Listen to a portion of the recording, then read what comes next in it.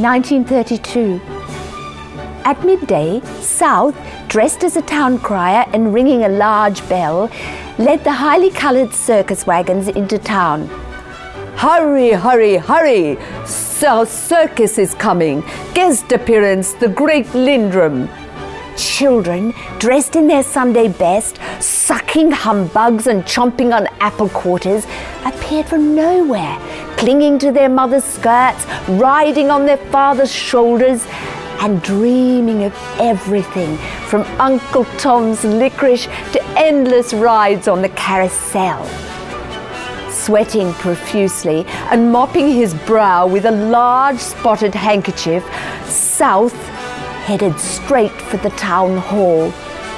The mayor, a Goliath of a man, stood astride a dais, the welcoming committee on the one side, the Country Women's Association on the other.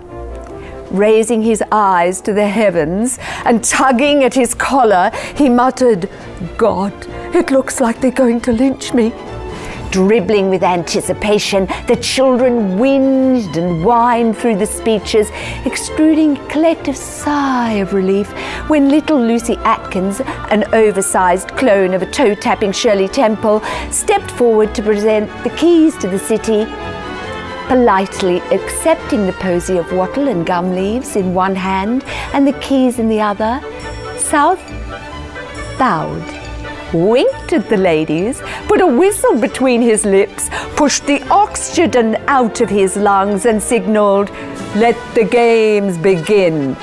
Up went the candy-striped tents, spreading their tentacles like giant octopi, and out came the ice cream stand, whilst the mayor and official party sipped pink lemonade and gasped in horror at the bearded lady.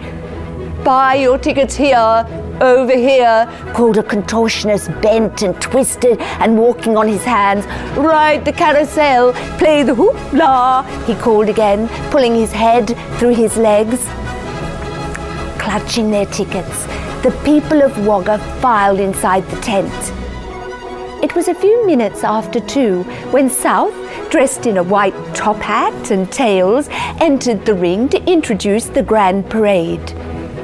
In the red ring, floats of pretty girls in spectacular bird of paradise costumes, hoofers in the style of Fred and Ginger, and acrobats in royal purple tutus and pink ballet pumps springing on and off cream-coloured ponies with the agility of the little nugget. In the blue ring, a man spinning like Plushenko, clowns in the style of Popoff and Saluto riding up and down a slippery slope with the precision of the sweetheart of Canada, and Merlin prancing like Tatey on his imaginary horse, every so often stopping to extract a coin from a child's ear. 35 feet above the ground, the flying foxes exchange swings in mid-air, and Blondin, hero of the Niagara, stands on one leg, balancing a pole in one hand and eating an omelette in the other. Horace thrived on the circus experience. How do I know that? Well, his diary is alive with the reflections of an Australian excited by what was happening around him in an Australia so thrilling, I want to touch it back into existence. It's an Australia of pioneers and adventurers who understood the hot gold hush of noon and who saw the sunlit plains extended, the wondrous glory of the everlasting stars in a searing light projected onto an ancient landscape, writ large for their eyes only. Sadly for us, we can but look from a great distance and imagine what it must have been like to travel from country town to country town on horseback, living as they lived and encountering what they encountered. The boy from down under took it all in his stride, and as he strolled back to his wagon that evening, listening to little Nell singing, "He flies through the air with the greatest of ease, that daring young man on the flying trapeze," he asked himself, where to from here? But you never have to ponder the future for very long.